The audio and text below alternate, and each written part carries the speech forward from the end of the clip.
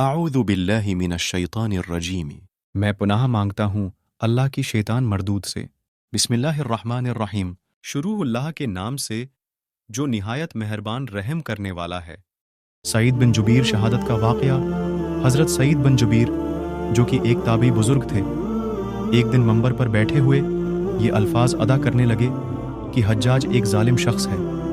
ادھر جب حجاج کو پتہ چلا کہ آپ میرے بارے میں ایسا گمان کرتے ہیں تو آپ کو دربار میں بلا لیا اور پوچھا کہ کیا تم نے میرے بارے میں ایسی باتیں بولی ہیں؟ تو آپ نے فرمایا بالکل، تو ایک ظالم شخص ہے۔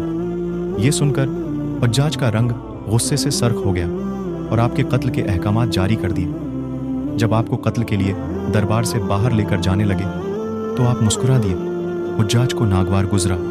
اس نے پوچھا کیوں مسکراتے ہو؟ تو آپ نے جواب دیا کہ تیری بیوقوفی پر جو اللہ تجھے ڈھیل دے رہا ہے اس پر مسکراتا ہوں۔ حجاج نے پھر حکم دیا کہ اسے میرے سامنے کر دو۔ جب حجاج نے خنجر آپ کے گلے پر رکھا تو آپ نے اپنا رخ قبلہ کی طرف کیا اور یہ جملہ فرمایا، اے اللہ میرا چہرہ تیری طرف ہے، تیری رضا پہ راضی ہوں۔ یہ حجاج نہ موت کا مالک ہے اور نہ زندگی کا۔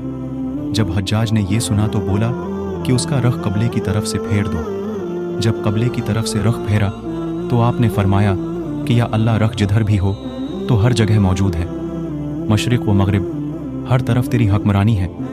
میری دعا ہے کہ میرا قتل اس کا آخری ظلم ہو، میرے بعد اسے کسی پر مسلط نہ فرمانا۔